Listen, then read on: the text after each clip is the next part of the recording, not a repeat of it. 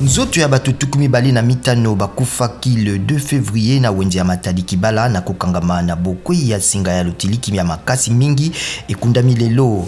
Comité international ya Croix-Rouge ekundeli ete bitumba bezali kongala kati na kabila mingi bavandi na bangomba ya Uvira pe Fizi na Sud Kivu. CICR elobi ete bozwami na basi na makasi bozali likama makasi na bisika biye. Joe Biden asengi na bana ba États-Unis banso kobima na kozela te na Ukraine pe ya kebisi ete bitumba bikoki kongala kati na Russie na Amerika na mabele ma Ukraine kala mingi te. Président Umaru Sisoko Embalo apameli mokonzi ya kala ya mampinga ya mai ya mboka na ye na batu basusu babale bakangamaka kala na misala ya États-Unis po na boteki lopipi na bomeki kokwisa bokonzi boye bolonga kite le 1er février apameli bayi politiki na kozala sima na bango.